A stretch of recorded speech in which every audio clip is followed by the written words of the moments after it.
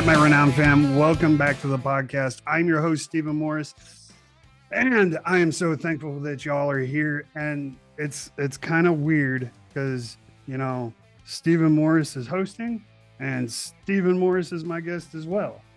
So yeah, let your mind sink in around that. And it's not me. I actually found another Stephen Morris. He goes by Steve though, so we're for clarity's sake, I'm going to call him Steve. He's going to call me Steven. Hey, Steve, how you doing today, my man? I am great, Stephen. Thanks so much for having me. It's really great to be on here and to meet your podcast family today. Yeah, I appreciate it. And so go ahead and introduce yourself, Steve, and tell everybody what you got going on. Right. So my name's Steve Morris. I'm a certified EOS implementer. What that means is I come in and help a business owner and a leadership team just get what they want from their business. Maybe they might be feeling a little stuck. They're trying to grow, but they just don't have that clear path forward. So I come in and help them with just a simple set of practical tools, get everybody on the same page, heading in the same direction, and ultimately help them get what they want from the business. I have a lot of fun doing that. Awesome. And you come from a very, very unique standpoint when it comes to leadership and leadership development type stuff, because you come from the world of yacht racing, of all things. So how did you go from yacht racing to a leadership guru? Well, it's all connected together actually. So, Stephen, my first job out of college was on a professional sailing team. So I went from studying engineering to getting up at 6 o'clock in the morning and going to the gym and lifting weights and just getting myself to the stage of, being like a professional athlete to be able to come and sail on this boat.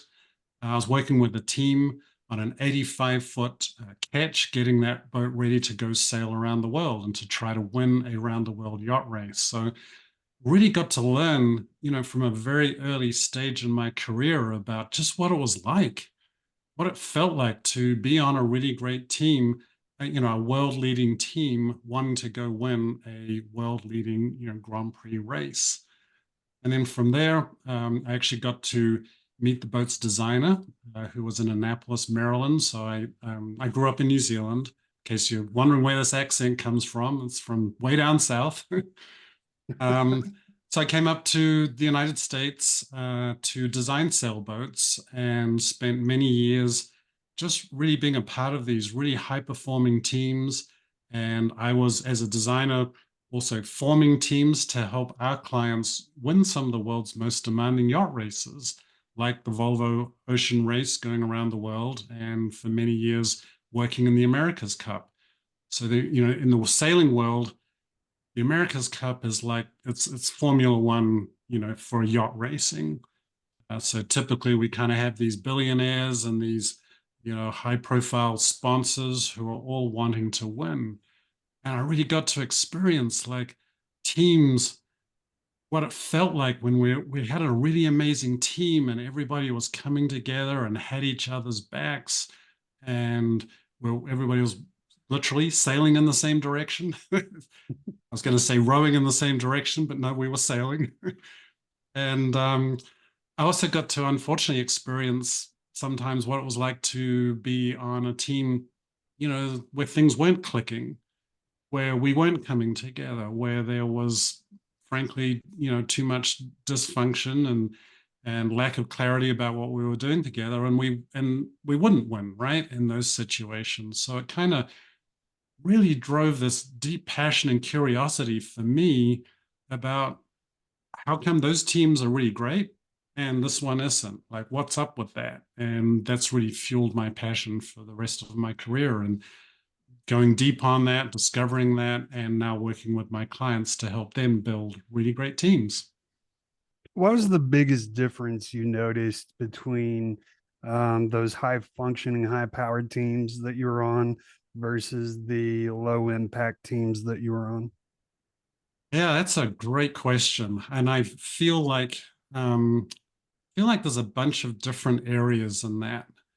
So, number one, of course, we talk about leadership, right? And it starts at the top.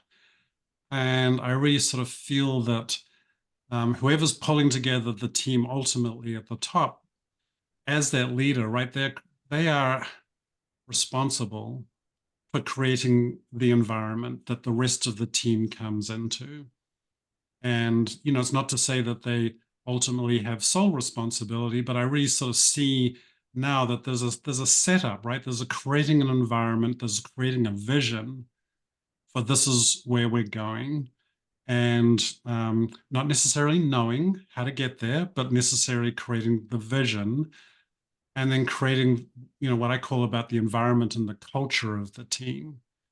And those things to me really have to come from the top to be able to then sort of fuel and inform like how the rest of the team comes together around that. And I feel like the teams that I saw and I, still work with my clients that work really well is having that sense of clarity from the leader about this is where we're going. I don't know how we're going to get there, but follow me. Let's go. Right? Yeah, I mean, that's so true. And I think you hit the nail on the head. And it's what a lot of executives don't like to hear. Um, Change, if you have a bad culture or a toxic culture, I hate to use that word, but if your the culture of your company isn't where it needs to be, a lot of times that change has to come from the top. And a lot of executives don't like to hear that because that means they're part of the problem. And but the good news is, and the way I try to frame it is, if you're a part of the problem, that means the good news is you're going to be a part of the solution. Yeah. You just have to be willing, but you're never going to get that high functioning, high performing team in a toxic, me first environment. That's just never going to happen. It has to be a team effort. Well, I really feel like over, if I look back over my career of, 35 years now, I feel like there was a thing, back in the old days where it was sort of like, so I used to live in Annapolis, Maryland, which is a big kind of sailing town. There's all these T-shirt shops in Annapolis because it's a, a touristy town as well. And there are these little like these pirate T-shirts, and it says "Beatings will continue till morale improves." And I'm kind of like, yeah, that's funny, except no. I feel like, sometimes that's used to be what it was like, right? And but that doesn't fly anymore these days. And I just think there's so many sort of levels and layers to this because, and Jocko Willink talks about this in his, books on extreme leadership. This, he puts this idea out there. There are no bad teams. There are only bad leaders. It's like, oh, to your point, right? Then who's reading that? And are they really being open and vulnerable to be able to see that, that I have to take responsibility. And that's when I start working with my clients, it's a huge thing we start talking about this point that you're making of, well, you need to take responsibility. And that's you're responsible for all of the good stuff that's happened in this business and bringing it to where it is. Awesome stuff. But guess what? You're also responsible for all of the, the not so good stuff, the bad stuff, the stuff that's getting in your way, the dysfunction, the stuff that's duct taped together with string wrapped around it because we don't really, have a good way of dealing with it. Take responsibility for it all, and not to come at that from a point of placing blame, pointing fingers, and saying it's your fault, but from a point of just seeing it and recognizing it. Because when we can see something and recognize something, then it's just an issue. We can figure out how to solve it and deal with it. Yeah, and I think one of the biggest things is we have to be open to the idea that it's okay, because we're not perfect. And I feel like a lot of a lot of people, especially the higher up in leadership they feel like this added pressure maybe that they have to be perfect all the time, like they have this aura or this image of being a high profile, high powered leader in the organization, whatever the case may be. But they feel like they have to maintain it, and that takes away their ability to be open and vulnerable. And without that openness and vulnerability in the leader, you're going to start losing trust from your team members, from your employees, charges, whatever you want to call them. Yeah. And the more that goes, the more they're going to start to kind of resemble you. And I always kind of looked at it as my dad used to tell me that the children are a mirror of their parents. So if you want to know what a child's going to be like when they grow up, just look at their parents, basically. And leadership's the same way. You want to know how someone is led, just look at the charges. How they act is how their leader acts. Mm. Well, gosh, you've said so many things in there. So many things are coming to my mind at the moment. And but just sort of go back to the beginning when you sort of talk about, the sense of that people need to be invulnerable, right? That they need to have their shields up, that that once again, that sort of comes from being in an environment. And I feel like, um, big corporate environment, um, these tend to be more political in nature, right? And so there's a lot more sort of, you know, image management and how do we need to look in a certain situation. And gosh darn it, certainly don't, have any sense of vulnerability, because that's just sets you up for being a target. Luckily, the types of clients that I work with, so I work with sort of small to middle market companies, usually with about 10 to 250 employees. And so now, we have a, smaller leadership team, but I'm really able to engage with that ultimate leadership team in the business to create the right environment. And we talk about, like this need to, to let go of your guard, to just drop your guard, to just like, let's, you don't have to be perfect. Showing some vulnerability is a good thing because nobody has all the answers, but we want to, the answers in the room when we create the right environment.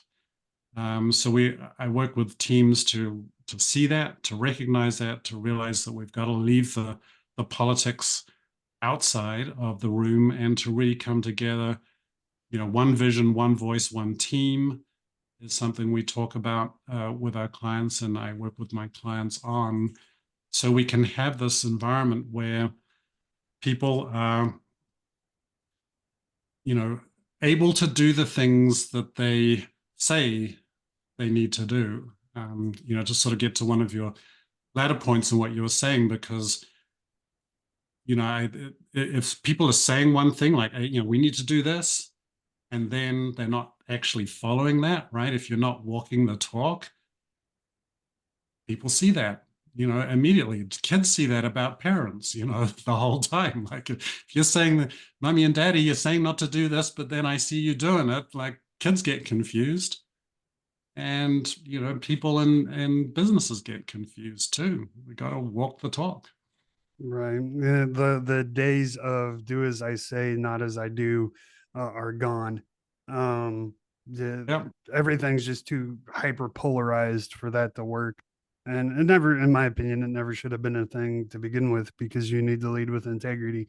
And, if you tell your employees that they should be, staying fit and exercising and all of this stuff and whatever, maybe you're trying to bring the health insurance premiums down or whatever the case may be. So you're really pushing the health aspect in your organization, but you're 80 pounds overweight as the leader.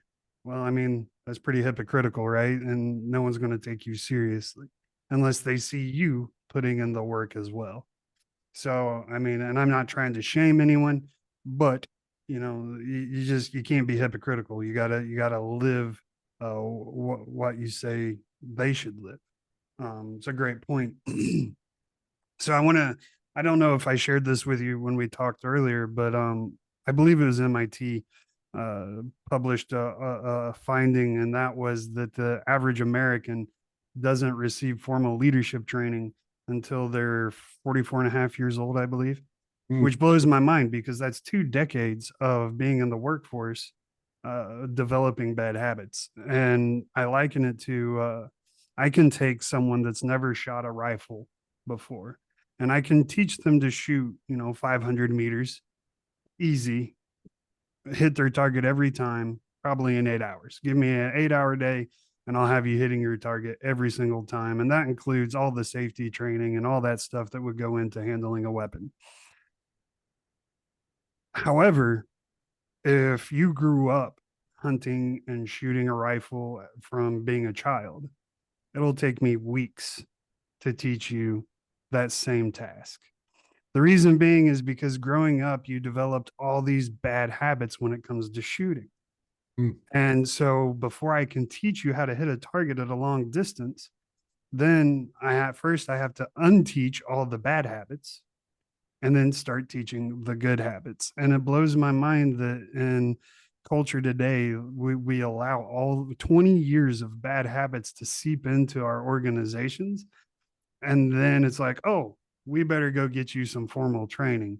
Like, it just blows my mind. All the bad habits that then have to be unlearned and then new good habits relearned. It's crazy because bad habits are really hard to unlearn.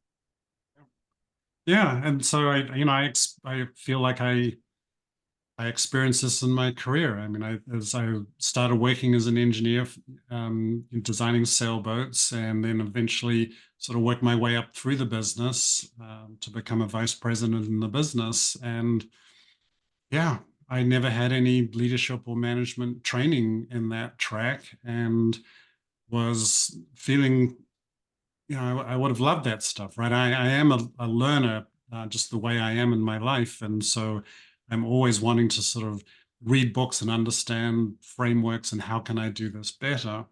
And so now I work with my clients on this, because oftentimes when I start working or talking with a prospective client, I'm hearing things like, I don't have enough accountability in my business. No one's doing the things that I ask them to do. And so when I hear that, I'm kind of like, great, good news. Because guess what? I've got a framework. I can actually teach you. And in the work that I do with EOS, we don't see accountability as a specific thing, but more it's actually a result. And it's a result of doing a bunch of leadership activities and a bunch of management activities in the business. And I can teach people those things, right? You need to, as a leader, provide clear direction, right? And this is what that looks like. It's involved with actually writing down your vision for the business. And you need to create a structure where people can come up and see that there's growth in their jobs and that they can take on more responsibility. And as a leader, you need to be thinking about where the business needs to be going. And then as a manager, you need to be communicating and you need to be providing, that expectations for how you want to see things done. And you need to be checking in, right? And so to your point, I can come along and I can take a leadership team and a group of executives and I can teach them these things. And if they do those things, then they will get accountability in their business. But it is more, yeah, it's a good point that you're making. It is more difficult if I've got a team that's never done anything like this before. They just drink this stuff up and go and do it, and it's great. But sometimes in some of my larger clients, they've already kind of got some things in place. And so it's a harder, um, not a harder job, but just sort of a more detailed discussion about how do we take the things that are working and then, get rid of the things that aren't producing value so that they can ultimately drive more accountability in the business. And it is something that you can learn. I know there's sort of some innate things about leadership, but I don't think that they're unlearnable.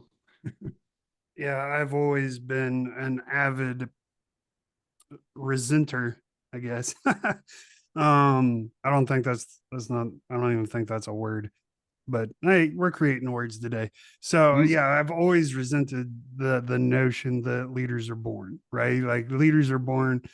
There's no such thing as a naturally born leader. Some people are born more charismatic than other people, and that gives them an advantage or a bonus, I guess you could say. But there's more to leading than just having charisma. There's more to leading than being extroverted. There's more, you know, leaders are taught to be leaders. People just aren't born that way. And like that whole notion always just kind of irritated me. But you talked about EOS several times, which stands for the entrepreneurial operating system. yep. Talk to me about EOS. What exactly is it, and how does it help businesses improve? This is a great question. Yeah. So EOS is a complete proven system of a simple set of practical tools. And at their heart, I come in and I teach these tools to a leadership team. At these heart, these tools help them get three things that we call vision, traction, and healthy. So just the vision from the standpoint of really just helping them figure out like, where, where are we going with this business? Right? How are we going to get there? Right? Let's get on the same page with that. And then the traction piece is just becoming more disciplined and accountable, like masters of execution, bringing that vision to reality. And then the healthy piece, this is the piece that I really love, is let's work together as a healthy, functional, cohesive leadership team, right? And this ties it all the way back to, the beginning of my story with the yacht racing, because sometimes people just don't know. They're not looking at their dynamic in the team and realizing like we're just not working together in a healthy, cohesive way. And so when I work, vision, traction, and healthy with the leadership team, I get them solid with that. Then, as goes the leadership team, then soon so goes the rest of the organization, right? We get everybody on the same page and seeing the same things and wanting the same things. And ultimately, everybody having much more fun sailing in the same direction in the business. So it's a set of tools that are helping them get vision, traction, and healthy. Right. And when you say healthy, one of the things I hear a lot is, we have too much conflict, or in our organization, our teams are butting heads, they're not working well together, things like that. And a lot of times the people that just want to get rid of the conflict in the organization, right? They think that's what healthy means.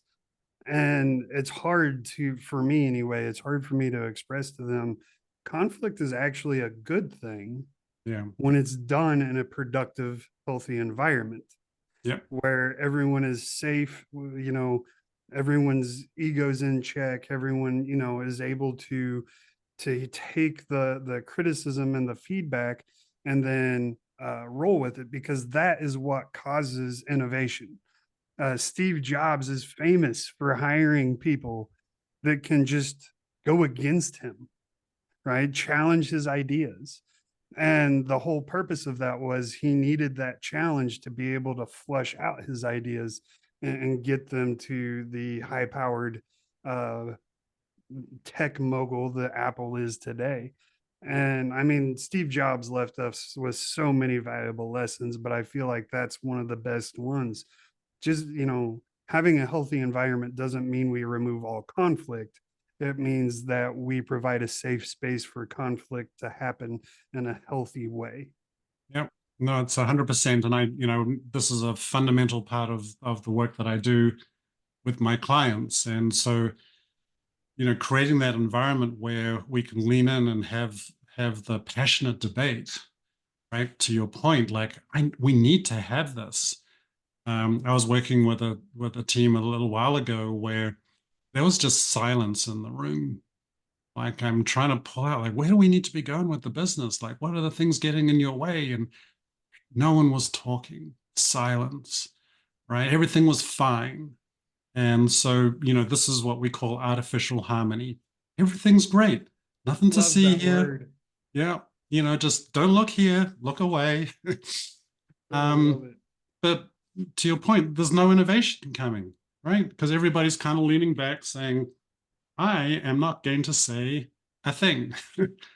And why, right? Because anytime anybody did venture something, well, seagull management, somebody came in and pooped on them, Yeah, shut them down. shut them down, right? And then, so Patrick Lencioni is an author. He wrote this book, Five Dysfunctions of a Team. That's a fundamental part of the work that we do. So he talks about this conflict continuum. And, one end is this artificial harmony, right? Everything's fine. Don't look here. Not saying anything. At the other end of that continuum is, mean-spirited personal attacks, right? The yelling, the shouting, the blaming, calling people names. Well, that doesn't work either, right? But what we need to do is to find in the middle of this continuum is a place where we can get into it with passion. And then the only way that that happens is on a foundation of trust, vulnerability-based trust, trusting that we can get into it as a team, we can have some healthy debate, but no one's getting fired, no one's getting shut down, no one's getting blamed.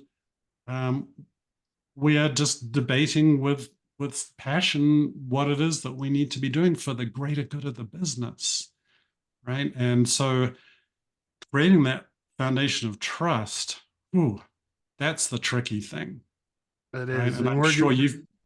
Hmm? we're gonna dive into that here in a minute. Mm, Me personally, I have to express to my team, like, from the get, like, look, I'm loud, I'm very animated, I talk really fast, and it's like, and the more passionate I get, the louder I get, and the faster I talk, and the more animated I get. And that's okay. I'm not angry. Like, you'll know when I'm angry. We're just having a passionate debate, and it's okay. Right? I want to have that passionate debate. I love having those passion. I'm actually having fun during those debates, right? yeah. It's okay. And some people are really unnerved by that at first, but once they realize, like you said, it's not personal, it's not an attack against your character, it's not an attack against your ideas. I'm not trying to shut you down. I'm genuinely concerned about these things, and we're talking about these things, and I want you to share what you're genuinely concerned about, and we're going to talk about those things in that debate. So I mean, I think for leaders, the first thing you have to do is make sure your people know exactly what your personality is, which I think a lot of us ignore. Like, we don't even know our own personality. Right? We can't even articulate what our personality is. How can people know, like, and trust us if we can't even tell them who we are? Right? So you have to know who you are. You have to know what drives you, and you have to communicate that to your team so that they know when Steven's yelling at me, he's not actually yelling at me. He's trying to get me to think and to push back. We're trying to flesh out these ideas.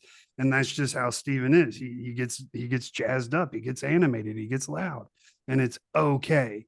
Right. So I mean, and then you got team members that are quiet as a mouse, and they only speak whenever there's something really important. And that is okay as well. When they speak, everyone needs to understand, like, oh crap, you know, Joe is talking, that this must be important. We need to shut up and listen to him. Right. It's understanding the personalities and the I guess the personality soup that goes to make your, or yeah, that goes to make the soup. I don't know. You get Mm, my analogy. sure. But yeah, it's one of those things, like, you really got to drive that home. And in my opinion, that's how you start to foster that trust, is just being open and genuine, and like, look, this is who I am, this is how I communicate. Please, please, please don't take offense to it. Dive into it face first, and let's get this task done. Mm.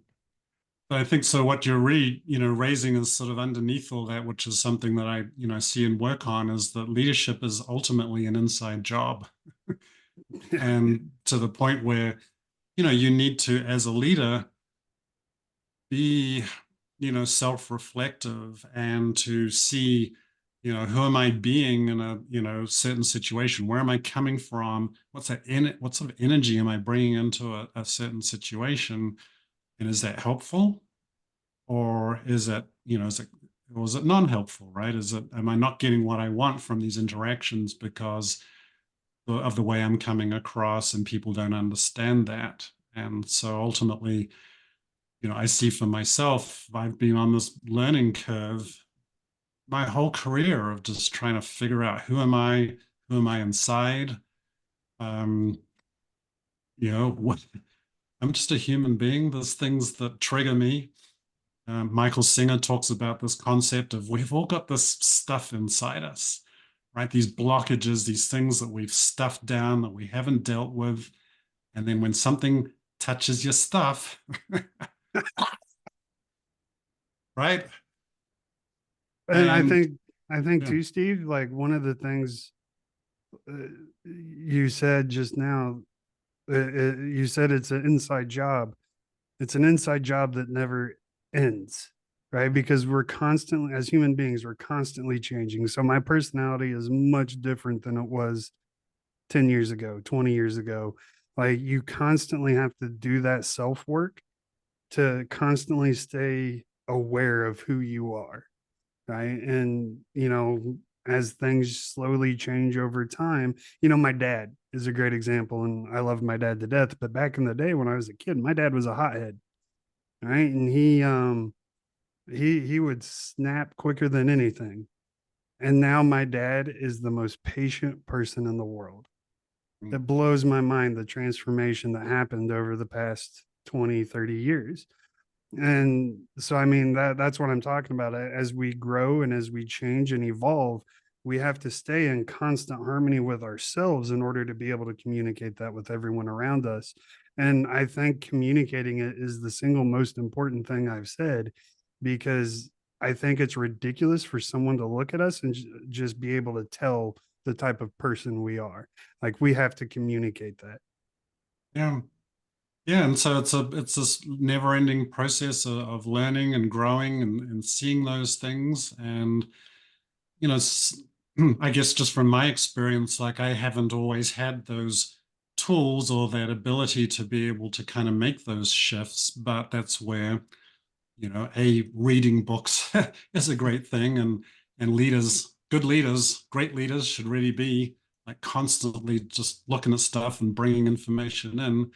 But this is also what I love about coaching too, because sometimes like so we can know things about ourselves, sure, and other thing people sort of know things about us.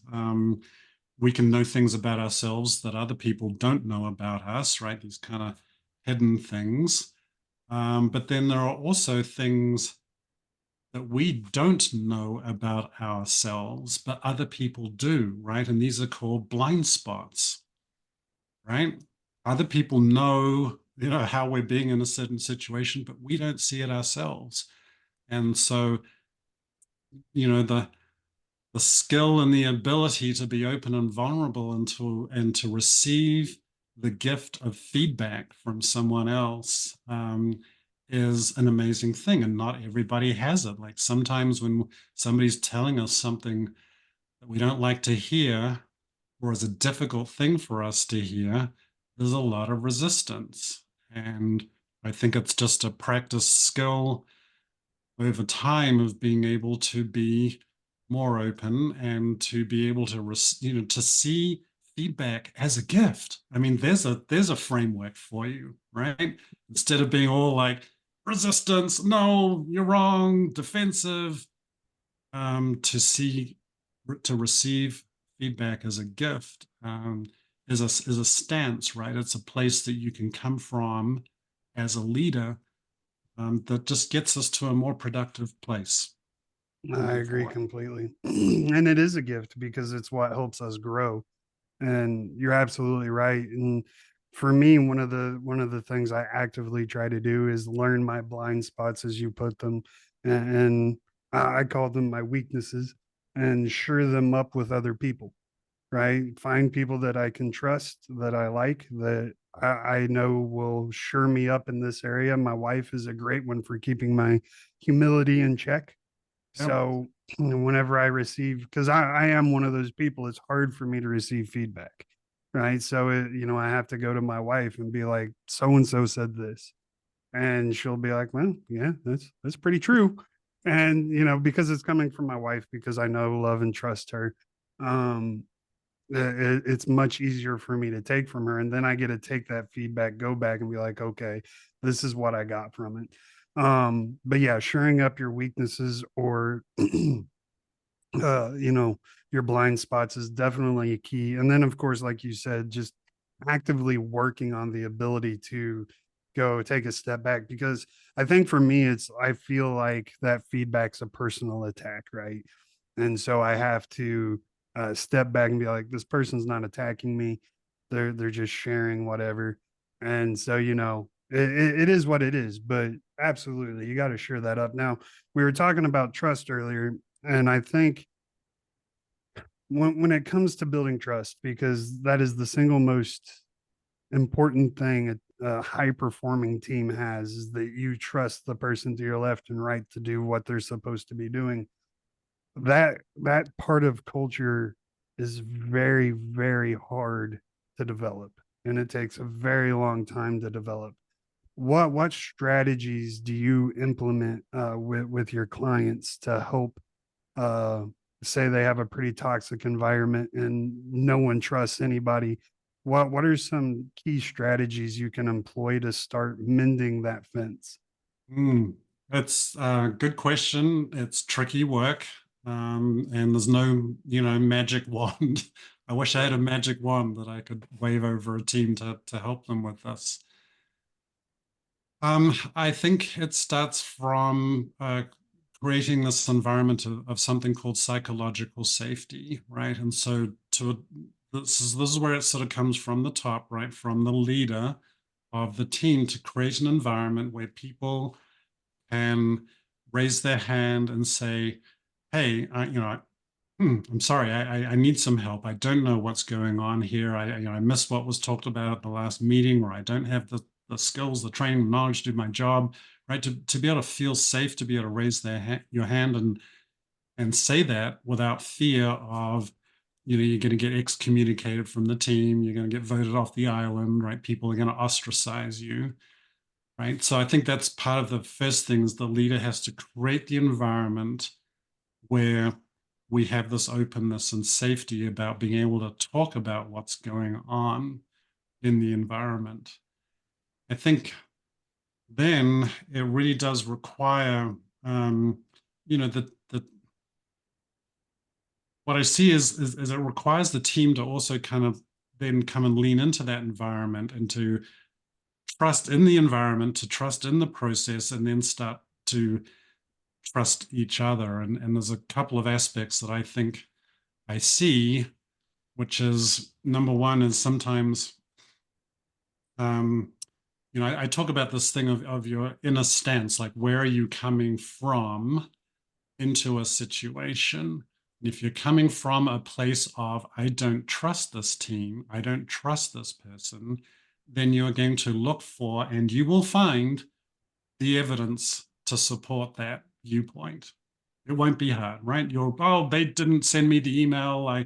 They didn't invite me to this meeting. All of these things, right? Or they shut me down, right? You will find this sort of evidence. So, as a possibility, can you come into the team from a different place? Can you come into the team from a different place of trusting, right? Maybe you don't see the evidence in front of you just yet, but give it a chance, right? Say, okay, I am going to come from a place of that everybody else around me is here, has good intentions, right? They're not being mean spirited, they're not attacking me personally. They're just trying to do the best they can for the good of the company, right? And so if I can come from that place, then I believe that you will start to see the evidence for that instead. And then I think it becomes a virtuous cycle of that coming together, because then you will see that the other actions that people do that contribute to the team, right? And that will, reinforce and build more trust. So it's a process, but it really does require an environment, and it requires people to come in to that environment with the best of intentions. Right. And I think, in my experience, is the the more toxic the environment has become, um, there's going to be a lot of healing that has to go on Yep. before that trust can even start to develop. And one of the things I think is paramount, and people look at me cross-eyed when I say this, is, as the leader, you have to trust first, right? There is no, they're going to trust you before you trust them. That's not how it works. You have to show trust first. You have to say, go do this, and then leave them alone to go do it. Mm, No micromanaging, no anything. You just have to trust. And you might say, well, they've burnt me in the past. Well, that's part of trusting, is sometimes you get burnt, and that's okay. You deal with it, you move on. But the more, like I said, the more toxic the environment is, the more healing is going to happen. And I think it's key and paramount that the leader of that team or organization just, kind of put their shields down, put their guards down, and be like, look, we are going to change this culture. We are going to right this ship, if you will, no pun intended. um and it's going to be okay. Look, I'm doing it. And like we were talking about, the days of do as I say, not as I do are over. You have to literally lower your shield and be the example of trust. yeah.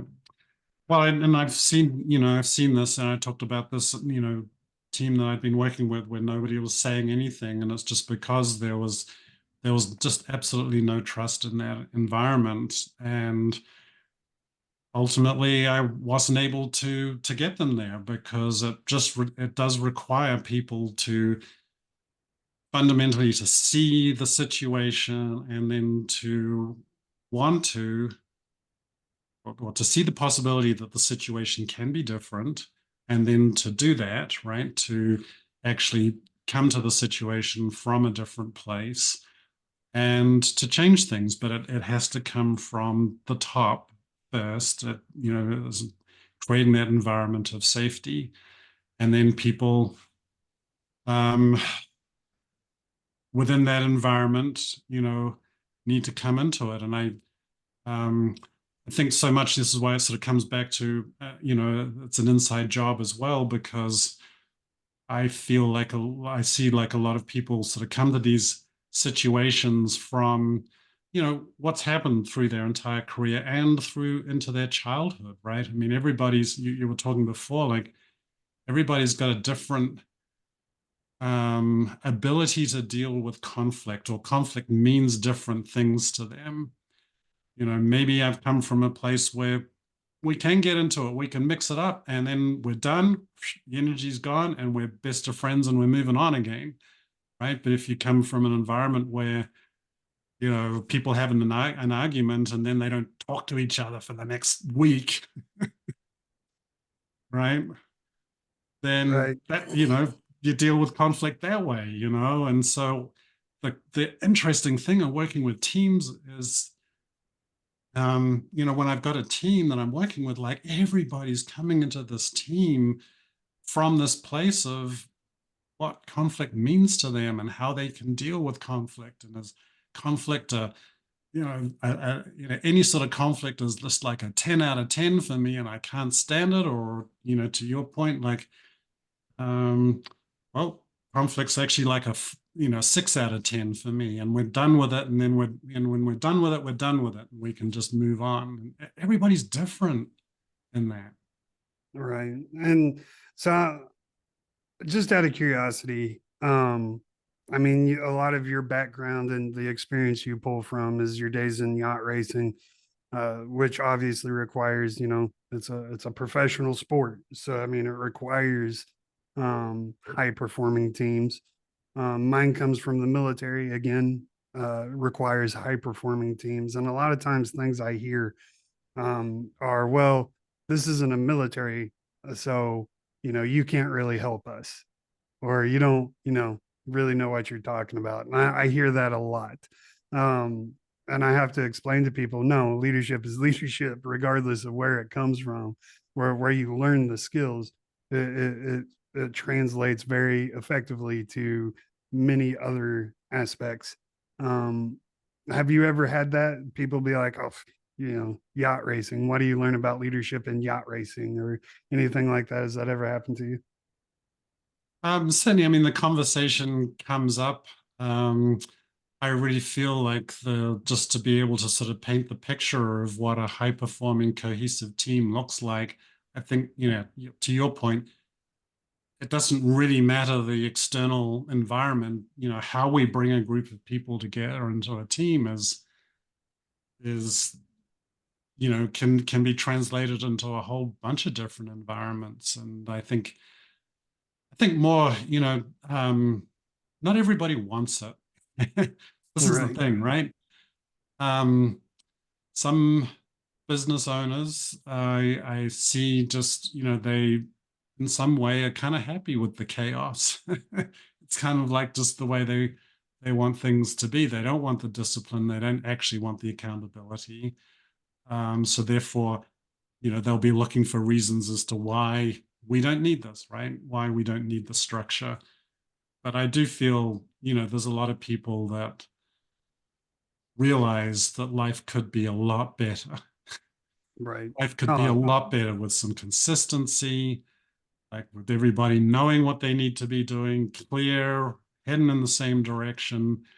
Um, Less people come into my office. We talk about this concept of it comes from Ken Blanchard and the 1 minute manager meets the monkey. People bringing a monkey into your office and all they're trying to do is get the monkey off their back and onto your desk and then quietly walk out of the right. office. Yeah. That's a no go. Homie, don't play that game. Nope, not at all. In fact, you can't even complain to me about a problem unless you have at least one viable solution. Yeah, Um, put some effort into it before you even come talk to me. Um, and that's not to be mean or say that I don't care. I do. It's just I want people to realize that a lot of our complaints, a lot of our issues don't actually have answers. um you know I would love for the FedEx guy to show up on time. That would be great. I can't fix that. You know what I mean? right. So Yeah, um it cuts down when you require people to actually think of problems, and it's like, okay, well, I guess there's, that's such a problem. It's a problem that's so far removed that we can't even really do anything about it, so therefore it's really not that much of a problem. It's just something we have to deal with. I guess it's still a problem. It's just something we have to deal with. Anyway, so we're coming up on time, Steve. So go ahead and tell people how they can get a hold of you and potentially work with you. yeah. Thanks, Stephen. I really enjoyed our conversation today. And these concepts that we've been talking about leadership, about bringing a team together, a cohesive team, and actually it's a learnable thing, right? And that's what I love doing. So the best way to get a hold of me, frankly, is through my email address, which is steve.morris@eosworldwide.com. I also have a website at eosworldwide.com/Stephen. This is where they spell out my full name with a PH like yours, so Stephen-Morris. But sending me an email is a good way of getting hold of me. I'm also on LinkedIn. I'm actually Stephen A. Morris on LinkedIn. And I'm always I just love talking with business owners and people on the leadership team. We just have a conversation about what's going on in your business. Where do you want to get to? Like what's getting in your way? What's working well? And just see where that goes. Yeah, absolutely. I appreciate your time. I enjoyed this conversation a lot as well. Of course, everybody knows the deal. I'm going to have all of Steve's links to his website, email, and socials down in the show notes or description below. So make sure you scroll down there, click on them, go give Steve tons and tons and tons of love. And then once you're done doing that, head over to renownleadership.com. That link will be down there as well. And come give me tons of love. Just click the button at the top of the screen, top middle of your screen says book a call or come chat with a coach or something like that. I don't remember what it said. But it's just a giant button, top middle of your screen. Just click that button. You can come talk to me absolutely free, and we'll see. Like Steve said, we'll see what you got going on and what's in your way and what's holding you back. I love it, man. So before I let you go, Steve, everybody has the opportunity, or my guests all have the opportunity to share the final word of wisdom. So my question for you now is, what does leading like a champion mean to you? Oh, leading like a champion. Leading like a champion comes back to me, to what I said at the beginning. It's being able to point to the horizon, to say, this is where we're going. I don't know how we're going to get there. Follow me. Creating that environment where your team is going with you. It's not about you. It's about everybody else on the team going together. Go further together. That's what leading what a champion is like to me. I love it. Lifting people up to your level, not expecting them to get there themselves. That is what being a leader is all about. Love that, Steve. Thank you so much for your time. He is Stephen Morris. I am Stephen Morris. And that's going to wrap it up this week. Thank you so much for joining us from the bottom of my heart. I love you guys, and thank you for your support. Don't forget to subscribe, like, follow, all that nonsense. And I will see you all next week. Same bad time, same bad channel. And in the meantime, never forget, lead like a champion. Goodbye, everybody. All right. Goodbye.